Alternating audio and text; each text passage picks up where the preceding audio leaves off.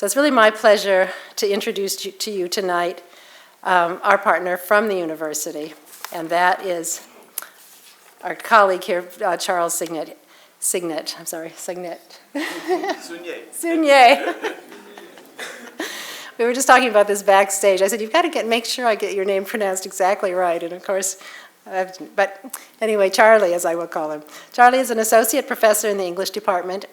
In 1988, he attended an academic conference in Senegal, and this experience accelerated his shift, a shift really in evolving his research and his writing and his teaching interests. He now focuses his work on the literature and film of Africa and the African diaspora. He has written extensively on these subjects, and in 2007 he wrote the chapter called African Film for the Greenwood Press's Encyclopedia of World Popular Culture. He also wrote the essay in this month's Walker magazine, where he talks about his interest in Sembene, and he also tells about meeting him in Senegal. Charlie's interest is in music as well. He selected what you heard when you came in tonight, and what will be played before each screening, as well as he spins records and stories as the co-host of African Rhythms on KFAI Radio. So he will be with us throughout this series, introducing several films and leading a panel discussion on November 20th after the last film. And he's going to come back tonight after the film to lead a Q&A and a conversation, and then also after that we'll join you in the cafe outside if you'd like to stick around and have a less formal continuation of that conversation. So please join me in welcoming Charles Sugnet.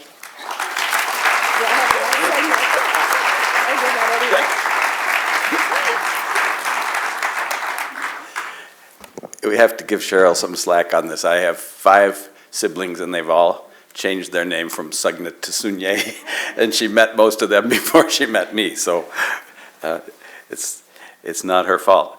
Cheryl has thanked many of the people that I wanted to thank, but let me say thanks to Cheryl.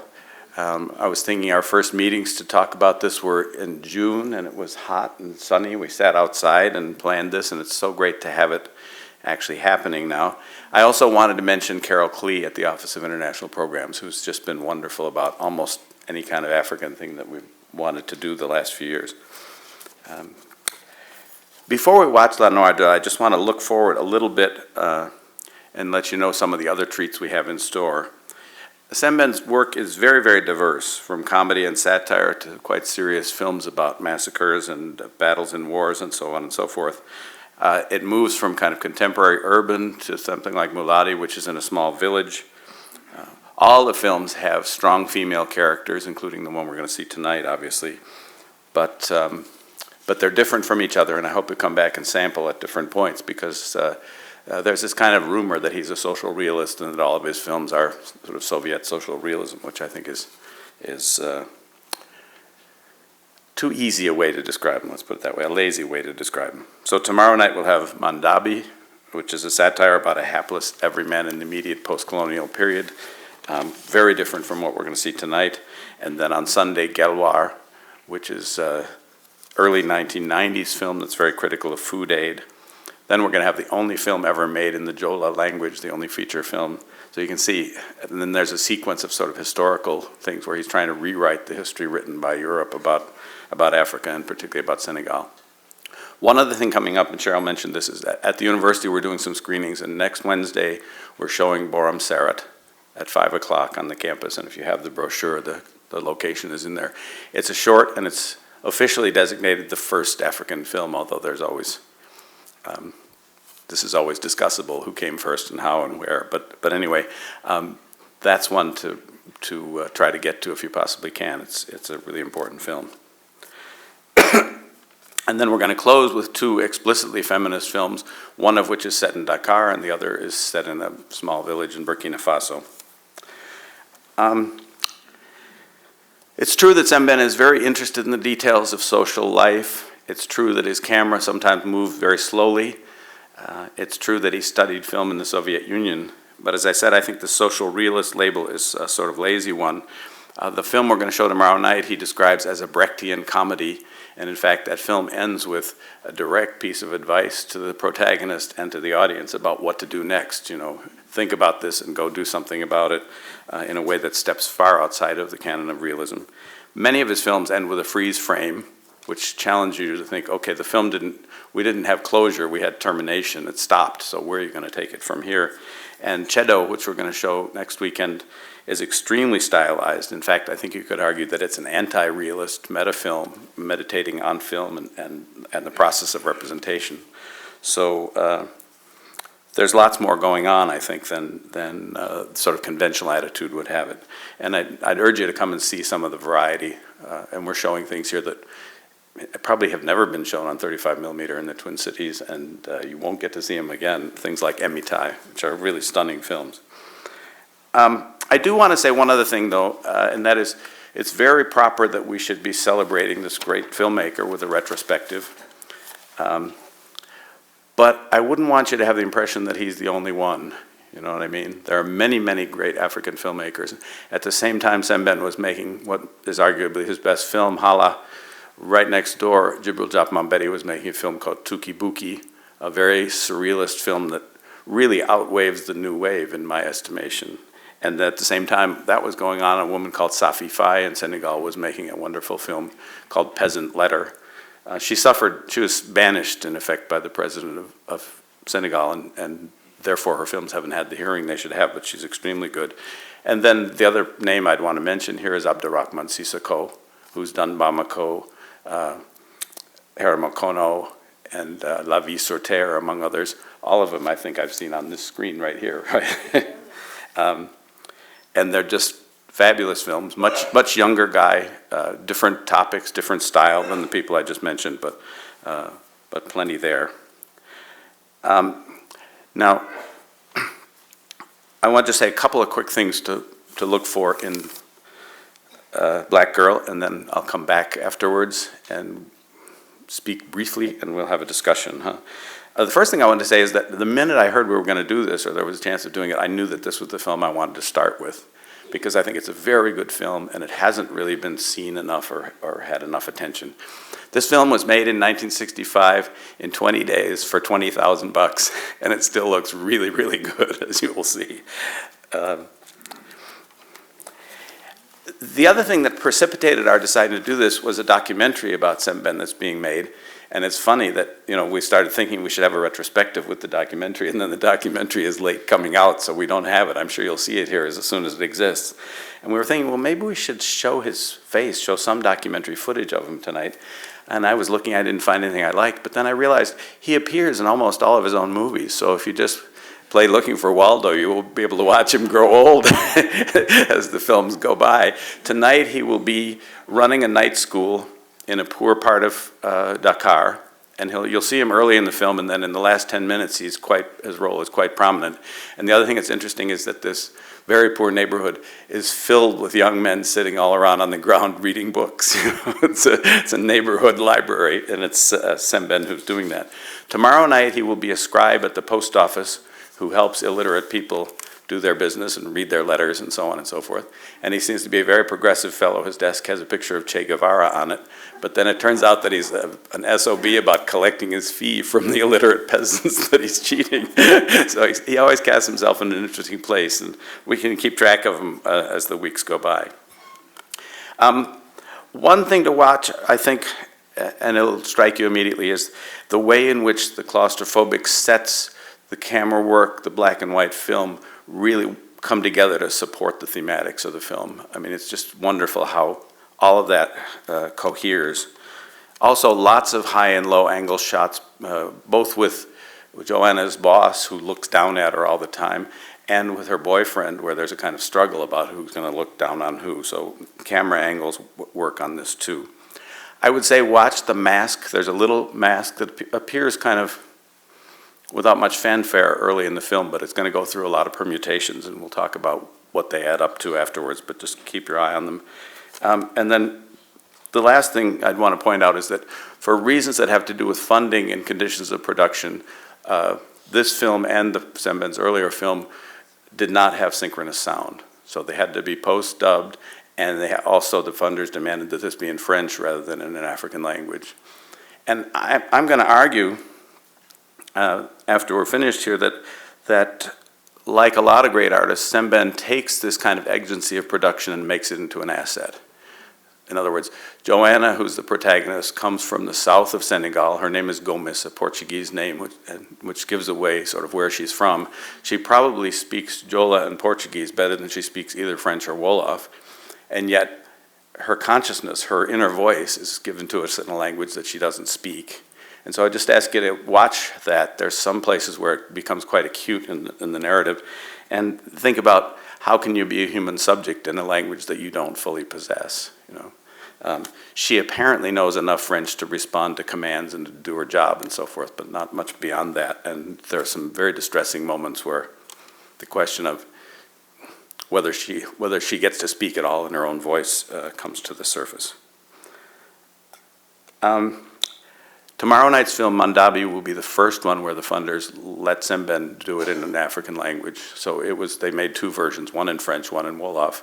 And the French one has become hard to find, and the Wolof one is the one that has traveled well and that other directors remember fondly as being the first really African film in an African language. Tonight we're going to be working in French, but as I said, I think he may have made that into an advantage. So enjoy, and if you want to stick around and talk more about it afterwards, we'll be here and we'll be out in the lobby. Thank you.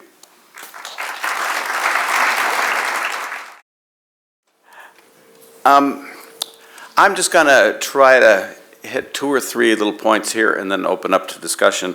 And I guess first I wanted to say that the film would be what Edward Said called once unacceptably pessimistic if we didn't have the little pushback at the end, the coda with the boy and the mask, if we just ended with Joanna dead in the bathtub. I mean, I think her decision to defile Madame's white bathroom can be read as a sign of resistance of a certain sort, but nonetheless, I think we need more than that. And so I wanted just to say a little bit about the trajectory of the mask. We see it quite a few times, right? And she buys it from her brother for 50 CFA. So this object, which presumably was once sacred, has now become commercial, and she's transacting it. And even at the end, when she takes it back from Madame, she doesn't say, as an African, I have a spiritual right to this mask. She says, I paid 50 CFA for it, it's mine. So she's still in the urban commercial way of thinking about it. The employers, she gives it to them as a gift. And to give someone a gift, I think, means that you're claiming equal standing as a human being with them, right? I mean, the gesture is one that she brings the mask in order to present herself as a human being on the same level with them. And what do? They do what you'd expect, which is to look it over, decide on the basis of nothing that it's authentic, you know, and therefore hang it on their wall, and it becomes the kind of dead objet d'art that Chris Marker describes in the program notes, that he and Renee made a whole film about this question of what happens when you take a sacred object and put it in a museum. And it hangs there for a long time, and then when Joanna's had it with them, she takes it back. I think the scene where she and the mistress fight over it, they're really fighting partly over the fact that, you know, the mistress and her husband in France are, in every possible sense of the word, trying to appropriate Africa, and she's struggling to get a little piece of it back from them. But then when the little boy, Ibrahima, picks the mask up and puts it on, it comes back to life in some sort of way or other. And I'd want to be very careful about describing what exactly is happening there, but it's the fact of a human being wearing it that brings it to life. And it's important to me, too, that the last shot is not of the mask, but of the human person that's standing behind it, right? The power is actually coming from that kid. And Monsieur understands. I mean, he's in a hurry to get out of there. He understands that the guys at the literacy school are not on his side. And he also is frightened by this little boy who represents a future, or a hoped-for future, in which Senegal will chase these people out.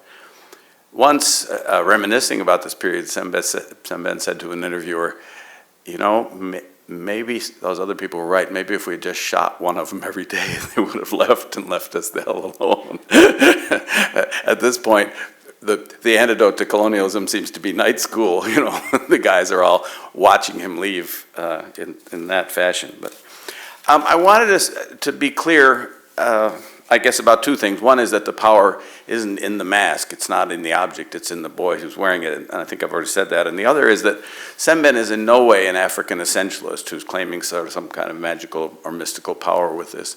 I think in many of his films he does hint at the notion of a sort of African X factor. There's something different about Africa that Marxism can't fully explain, that Hegel didn't explain, and so on. But I think he's very delicate about how that works. And I just wanted to read you 2 or 3 lines from something he said at a meeting at the British Film Institute that bears on this.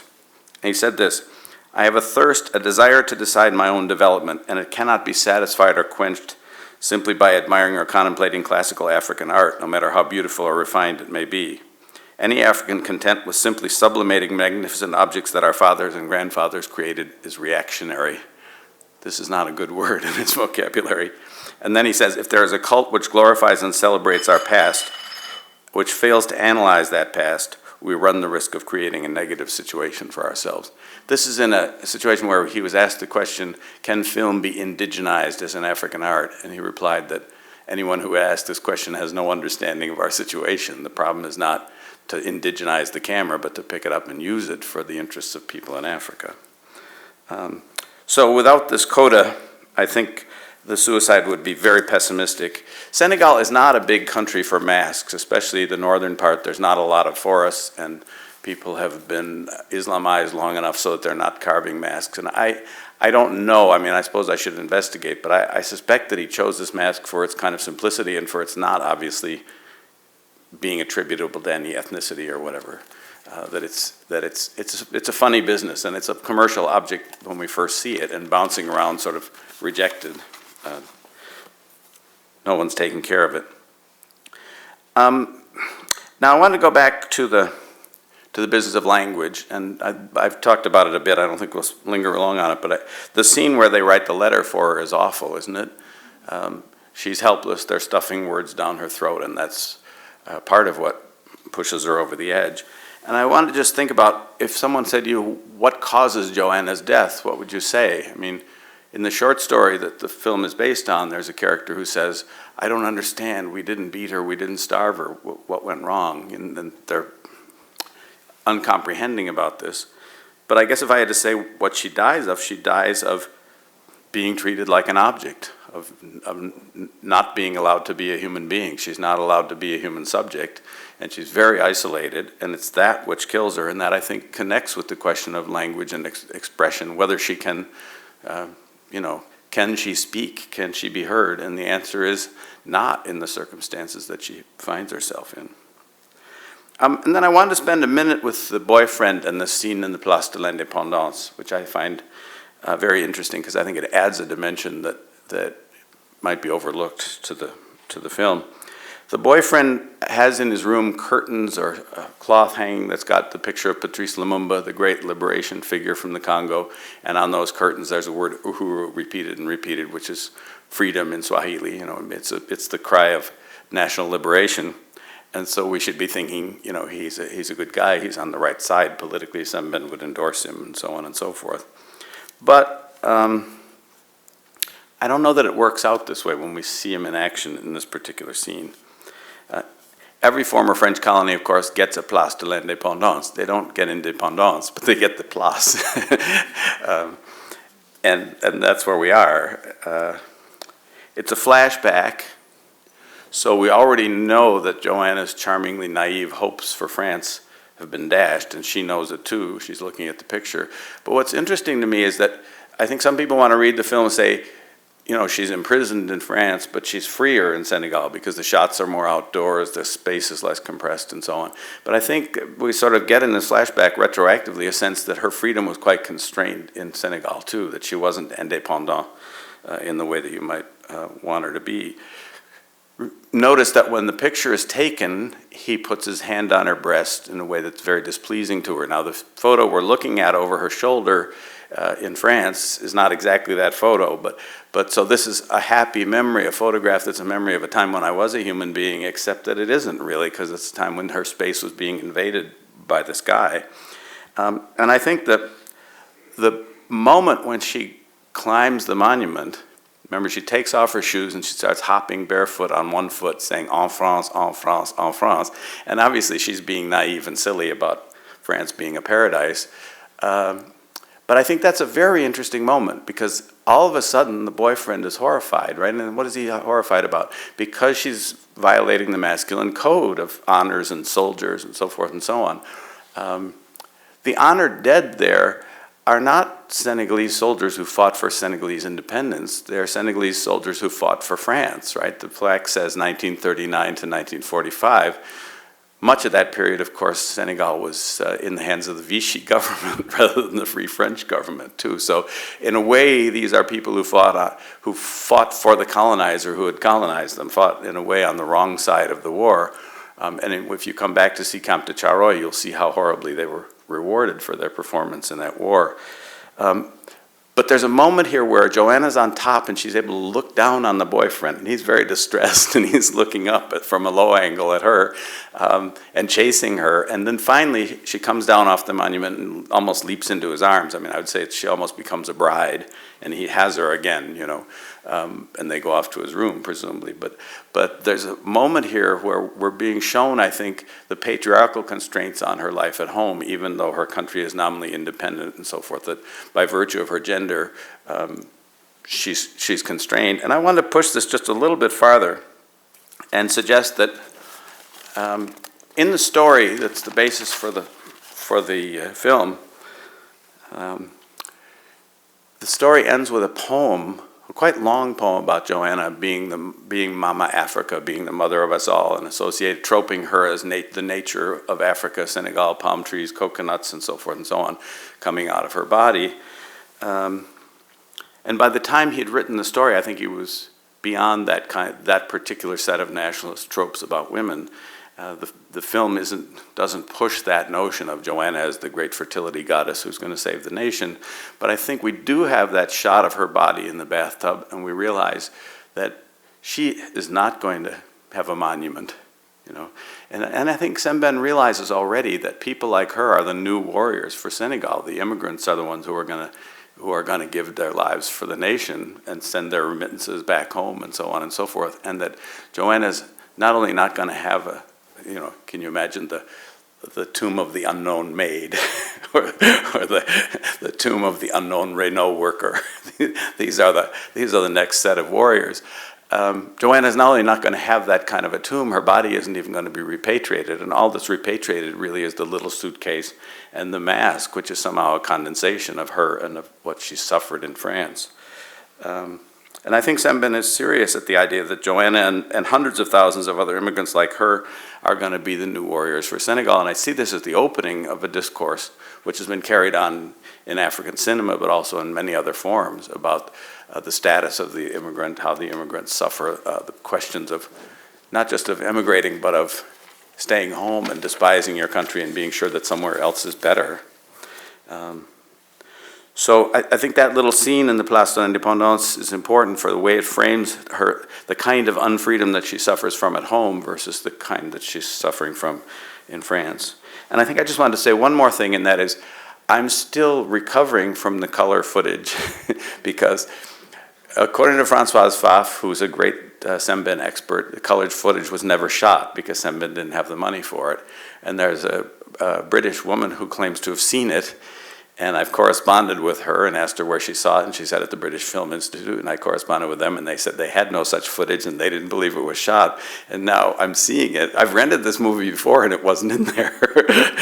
So something new to investigate. Did they colorize a sequence, or did some of this actually get shot and patched in there? It doesn't look like it's been colorized. It looks like he did get to shoot just a teeny weeny bit of it. I mean, his plan was to have about 20 minutes of, Joanna's vision, the false vision of the Côte d'Azur. We only have about 2 or 3 minutes, but it's still very interesting and something completely new when it came on. I've never seen it before. I don't know if anybody else in the room has, but I was very surprised to see it there because I've been telling people that it doesn't exist. So, anybody want to start us off with a remark, a response, a question about really anything? We got a customer down.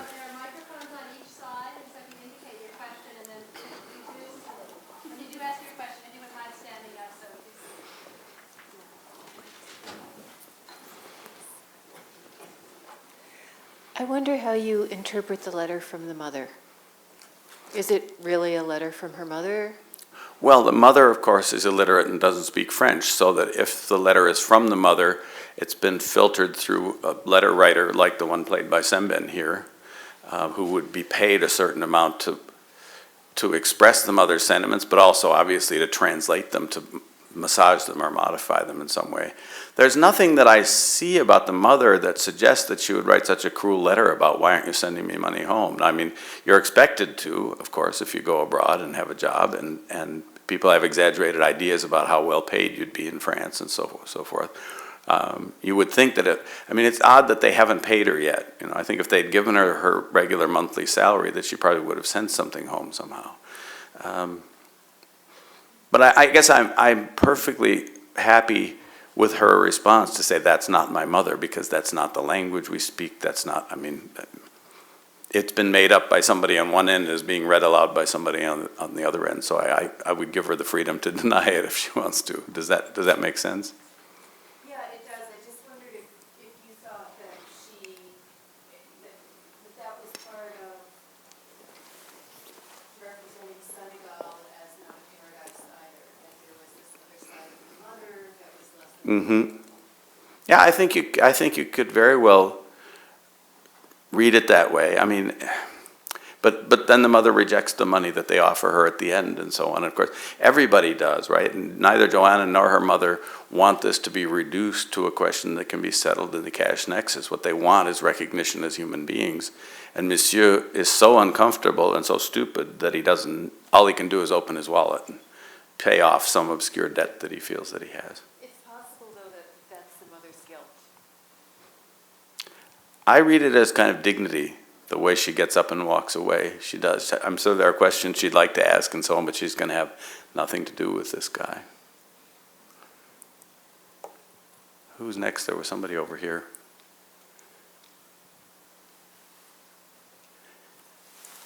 We got one. I was just going to report that I felt watching the eloquence of the voiceover of her thoughts compared with how stifled she was, both not knowing the language and not knowing where to begin, if she did. And so that you had talked earlier about the claustrophobic feeling of the closed interior spaces. It's doubly so when you hear how much she has going on in her head and how stymied she is to have anything come out. And even though it's totally improbable from a realistic point of view, Sembene wants that clarity. He wants to give you the impossible access to her interior. And he does the same thing in Borum Seret, where you have a guy who's a horse cart driver who probably speaks very little French, but on the way home after having his vehicle confiscated by the police, he's got a very long internal monologue about his situation and so on, because Sembene wants to give you that access even though there's no realistic way to get there in that particular language. But he's always struggling with language issues in film and in writing. One of the reasons he moved from being a novelist to being a filmmaker is because he thought he could reach more Africans with the various subtitling possibilities and so on in film. So he's pushing hard. In the next film, he will get to do someone's interior in the language that's their mother tongue. 1 second, we got a small follow-up here, I think. Thank you. The language that he uses, though, for the interior monologue is, I said eloquent, but still very limited. Mm-hmm. A lot of times it's not using it's not quite good French. It's simplified. Well, and in the story, that's exaggerated. There are a couple of places where you're aware that she says "vie, madame" instead of "oui, madame." That there's a "vie" as in Victor at the front of her yes. In the story, that's actually reproduced in the prose, and you get the sense that she's speaking a creolized or a pidgin French. The voice is Toto Bissant, who's a great Haitian actress and singer, and it's interesting to me that he recruited her. I don't know what it says about whether Bissine Diop, who's playing the part, couldn't speak French herself well enough to do the voiceover, but Toto Vicente is part of the clarity that you're feeling there. Yeah, this is also about the point made earlier when you were introducing things about the post-dub quality of the sound and the way in which he tries to turn that to his advantage.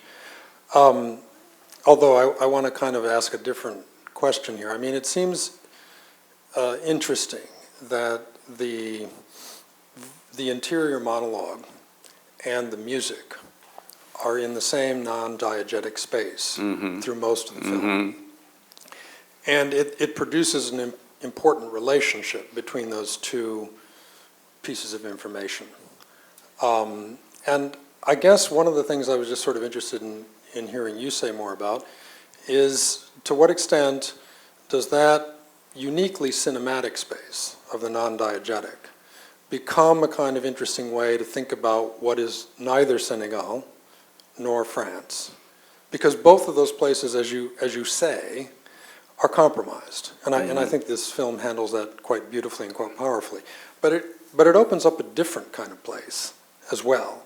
And it's not just the place of the human being behind the mask. It's a place about the power of cinema and about its importance here as a way to think of a different kind of location for an intervention that isn't possible in these two geographical places. So I think this bears on the question about realism too, doesn't Absolutely, it? That absolutely. there's something extremely important that isn't visible to the camera, or a space that's not represented visually.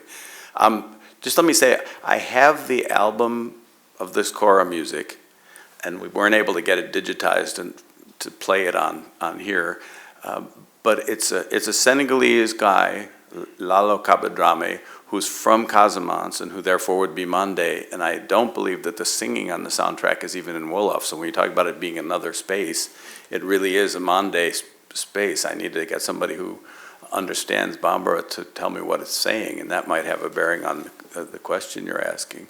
But I mean, I think you're absolutely right, and we just did some work on this passage in the class, and many people came up with something similar to what you're suggesting, that the non-diegetic space is occupied by these two voices at the same time.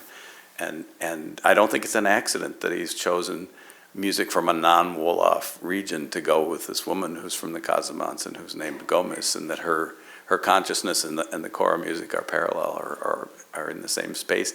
And it is a space that gives us leverage on the rest of I mean, I think this goes back to your question about how can she be so clear when she's not able to speak. I do think, again, that he's trying to take a limitation and use it to his advantage, you know.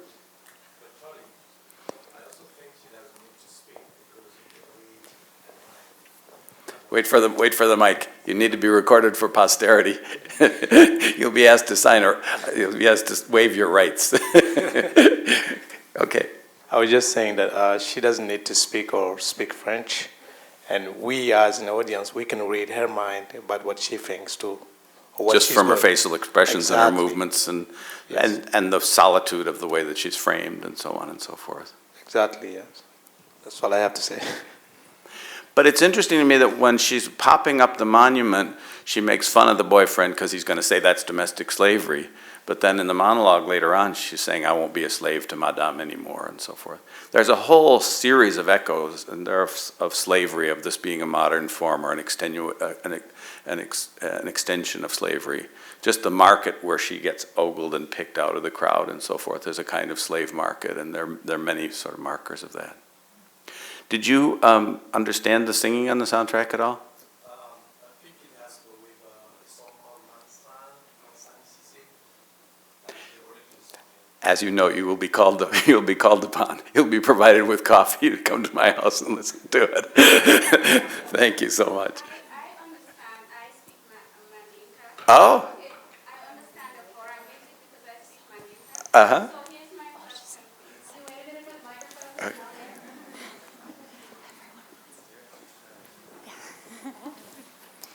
Okay, so I grew up listening to Lalo Keba Drame. All right. The guy playing the Cora music. And my question is, why such an interesting juxtaposition of the Cora music at the beginning all the way, and then the serial lady singing at the end of the film, why such an dichotomy? To me, they are total. I don't know how to express it, but like Serel, how eloquent their singing is. I'm not saying that Lalo Keba is not at all, but they're just a different rhythm. Yeah, and I do think there's an important difference. I mean, I think that the kora music is used in moments that are, how could I put it, a little less intense. Yes, and that when he's solemn. crossing the bridge, Yeah. you have the serer singer, and you also have a chorus there. So you're talking about something communal, and he's going to enter that space of the night school and the guys reading books and the family and so on. I think that's important, and it also has some drumming, which sort of raises the temperature a little bit. I think the kora. I mean, he actually uses the same Lalo Keba drame thing in 2 or 3 different films, and also the Samba Jabare Jam on the Halam. He seems to move it around from one film to the other, so it seems like something that he felt would work as background for a lot of different possibilities, because it's kind of easy, Whereas I think the Sarah music is very specific to that moment. I should say, by the way, that this place where this all happens is a sacred space in Senegalese music. It's the Pont de Colobane, the bridge to Colobane, which is where the Gare Routière, the bus station, is, and it's also the place where, if you need to buy pornography or a gun or cocaine or whatever, you go there. It's also the place where Jibril Diop Mambedi grew up. His father was the imam of that region, and it's in almost all of Jibril Diop Mambedi's early film, people going back and forth across this bridge, which goes, you see, from the part of the city which has got paved streets and solid houses over to the barracks and the sand and so forth. So it's a sort of quick transition from one to the other. And there's always an irony, I think. That bridge always had a plaque for Air Afrique flights, I mean, like people who will never go in an airplane are crossing this bridge and crossing back and forth. And Diop Mambedi actually uses it, his protagonist is actually sort of crucified by the police on the bridge in one film. So it's a place that people go back to, and of course Sembene was there first. Can we bring a mic down here? They're all way in the back looking for you. What was that? Do you mind raising your hand so you can see? Right here. This is fun, incidentally. You guys will put my class to shame. They don't. You talk more than they do. Yeah, one observation and one question. So to follow up on the music, it seems that he uses the music much like the color footage in the beginning to psychologize the image. So first, when we are in France, we hear, well, let's call it French music when the visitor's over, and later on, I think it's from the moment that she takes down the mask, we hear, well, the African music again. So the music seems to be used to ascribe the image to her from that point. But I don't know. I mean, Yeah. Now, how would we describe this French music? Would this be sort of barrel house piano, or what's the French term for this? No, nobody can. I'm interested in how to describe it. In earlier films like Borom Seret, what he does is, when the cart driver comes into the plateau, which is the sort of white and better off region, and the buildings are suddenly taller, Sembene's always interested in panning those buildings and making you feel the weight of them coming down on, and he in every film he does some kind of pan of the city, but often low angle shots looking up at the buildings, which are frightening to the cart driver. And what you get in that film is when he's by himself in his own neighborhood, it's kora music, it's halam music, and when he goes downtown to the white neighborhoods, it's Mozart and the Brandenburg Concerto. So there's actually this kind of thematic alternation between the two different musics that structures the way the film is put together. And I think the thing you're pointing to here is similar to that, but I think it's probably less systematic in this film. But there is that one point of view shot. Remember when Joanna's sitting with the boyfriend in the Place de l'Indépendance, and you see her head swiveling, and then you have a left-right pan, low angle, looking up at a white apartment building on the Place. And sort of, and Diop Mambedi, whom I adore, goes one step further than this, and he has a guy riding a motorcycle in this neighborhood with the tall buildings. He crashes, and the camera just spins wildly, and it's like it's a C6 skyscraper scene. The whole thing, none of it is stable. The second question. yeah.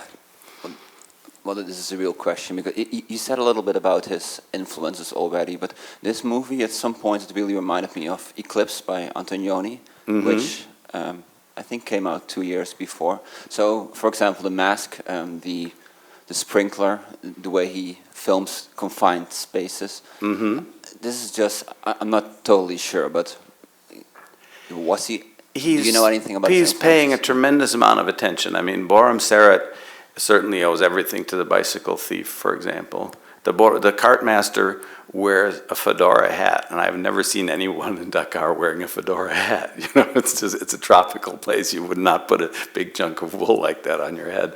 And he does it as an homage to the protagonist in Bicycle Thief. I think he was paying attention to Antonioni. If you come and see Hala, you'll see there's a joke about Weekend. He's very much in dialogue with Godard. He's not a new waver, but he's watching them and he's disputing with them. Sometimes it's a two-way street, but usually it's not. I mean, usually the European filmmakers aren't paying as much attention as he is to them. But I think if you're seeing traces of Antonioni, it's there. You know, he was amazingly cosmopolitan. He went to all the usual festivals in Cannes, Berlin, and all these other places, but then he also was going to Chechnya and to, you know, festivals in the eastern part of Russia and Latin America.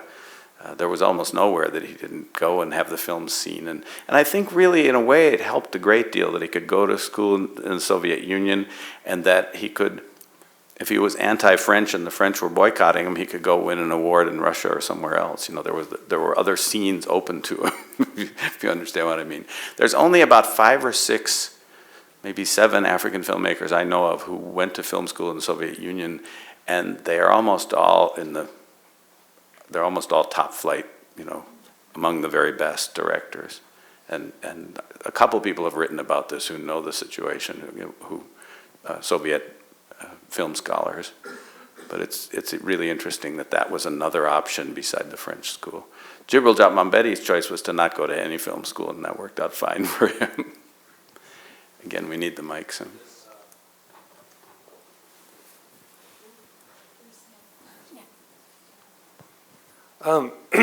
Yeah, could you say a little more about his original intentions for color footage? Because the little bit we saw, I feel like I did sort of have the interpretation that you mentioned, but I'd like to hear more about what he intended to do with it. Yeah, I think he didn't want it to be realistic, but rather sort of a hallucination in the middle of a black and white film that represented Joanna's extraordinary illusion about the beauty of France and so on and so forth. And I think, you know, that he understood that this was actually the situation of a lot of people, believing that France was paradise and so on and so forth. If you've seen Tuki Buki, you know that couple riding their motorcycle, it's a takeoff on you know, Fonda and what was their film called? It's Easy Rider in Dakar, and their plan is to ride the motorcycle to Paris, except there's this problem that there's some water in the way, you know, and so the film ends up being a lot of circles. There's no linear progress in it, but in that film, he's got over and over again looping Josephine Baker singing "Paris, Paris, c'est sur le territoire de paradis," you know, so France is paradise, except that Josephine Baker was treated like a glorified animal there too. She was a big success, but as an exotic. And I mean, there's a judgment being made on those kinds of dreams at the same time the kids are trying to ride their motorcycle there. I don't know how well it would have worked. I mean, if you sustain the color footage for very long, then it's just going to feel like the norm of the film, you know. That almost seemed to happen here. I was shocked when it came on, but then I was sort of used to it after a while. But François Pfaff said he planned to do 20 minutes of it and didn't have the money. One of the things that was most difficult for these guys, right, was that they had to do their processing in Europe, and the processing was pretty expensive, and they would get French grant money that had to be spent in a certain lab in a certain way, et cetera, et cetera. So it was very complicated and very expensive until Camp de Charoy was made entirely on the African continent because the Tunisian government at SATPEC had labs where he could do the work, and he was very pleased with that, to make an African film without having to take it off the continent for any of the sort of post-production services. We had somebody here who wants to ask a question, and then you had another one. Yeah, go ahead. I was interested in early on when you started discussing after the film, you talked about how Joanne felt she had become somewhat an object in the apartment in the Côte d'Azur, and how the director decided to shoot the suicide scene, where it starts with her house robe, and then she's in the tub, but there's that scene where Madame comes back, and you see her, and she looks at that robe, and you half expect it to almost be a flashback, but instead, even the object of her body's been removed in such a way that it is actually almost like her remains are already the objects that, Monsieur takes back. They've been condensed into the suitcase. Yeah, there's also a still shot of the razor on the floor, right? So it goes from object to object to object. I don't know if I would agree that she feels she's an object. I think she feels that they treat her like an object. I mean, the guy who says, I've never kissed a negress before and doesn't even ask permission, she's being treated like something other than a human being, and it's hurting her, and she's crying. I think she's still, I don't think she's reduced to an object, but she's being hurt by being treated as though she were an object. And I also think it's brilliant that he cuts from her body in the tub to the white bodies disporting themselves on the beach, right? I mean, and the part of the idea for the story and the film did come from a newspaper article, what's called a fait divers. I don't know, what would you call it, a gossip or a miscellaneous piece of news. A negress cuts her throat with a razor. And so you cut from the bathtub to those bodies, including the kids playing on the beach, and then over the shoulder at someone who's reading the newspaper article about it. And that's, in terms of the French reaction to it, that's what it is, right? It doesn't interrupt a day on the beach. It occupies a tiny space in the newspaper. But for us who've seen the whole film, it's a much bigger story than that. There's a kind of reverse telescope effect. Did you have another question?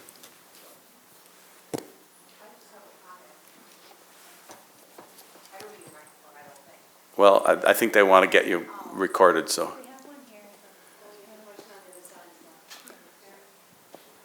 There was just one moment, a moment of relief when after the man kissed her, and the woman of the house went in and sort of apologized to her. And I thought that was just so short-lived, but it showed something about her feelings. But then she ordered coffee. And loomed over her from a very high angle. Yeah. And I'm not sure whether it's about human sympathy or whether it's about her thinking, oh my God, the maid's going to be angry and she's not going to do what we need her to do. It may be sort of Machiavellian and instrumental too. I mean, one of the things I sort of avoided in my remarks is psychologizing the white couple. I mean, I think it's very interesting what's going on with them too. with the limited time we have, I didn't want to spend it on that. But I mean, when she says, next thing you know, I'll be the maid around here,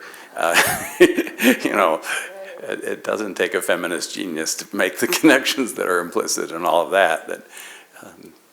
And he seems too lazy and clapped out even to want to have an affair with Joanna, although in the short story, there's some gossip between the cook and the other employees that he and Joanna might be seeing each other.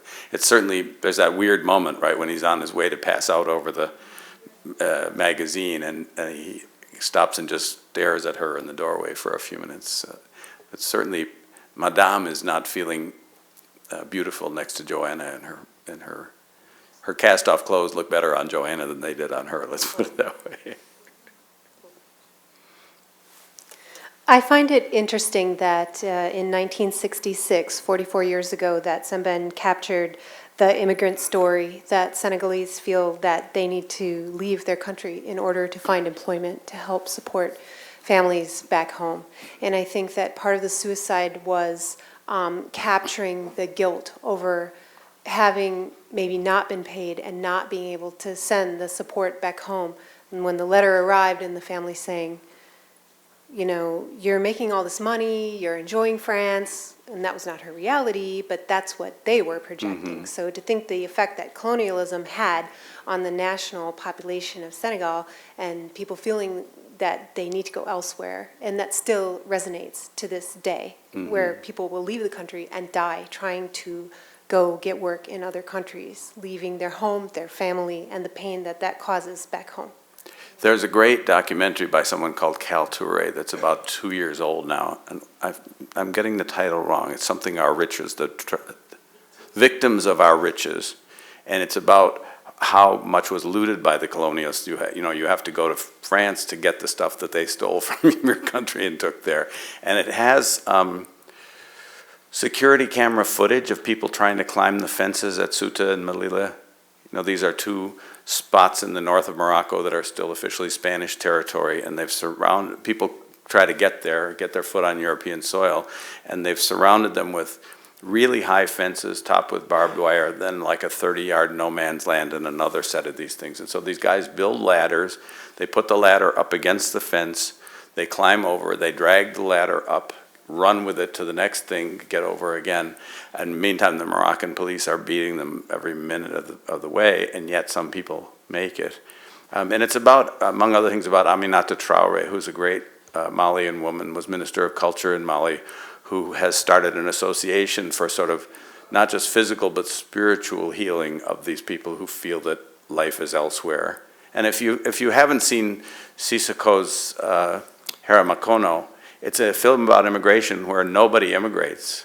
The guy comes to the shoreline in Mauritania, looks around, has tea with some people for a while, and decides, no, I don't think this is for me, I'm going to go back home. And then you see other people try and drown or be turned back or be imprisoned by the police.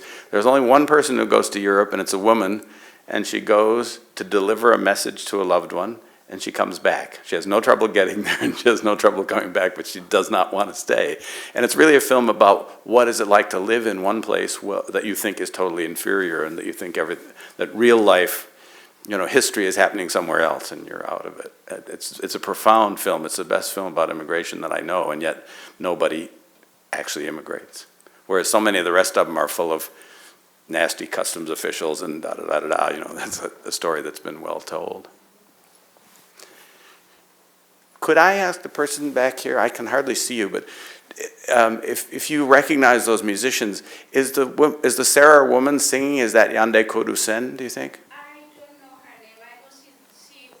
I don't know her name. I know she is singing in Serer, but I don't know her name.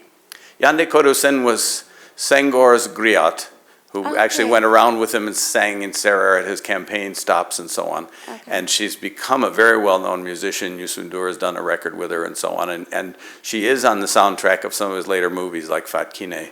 Yeah. But I didn't know that he was working with her this soon. I suspect that it is her, but I have no way to make a positive identification. I think she is a very prominent voice in Senegambian music, but I don't know her name. It would be ironic, given the bad relations between Sembene and Senghor, if he was using Senghor's griot for his movie. But yeah, don't know. It's just time to move out to the cafe. I could do that. Thank you so much for coming. Thanks for the good questions.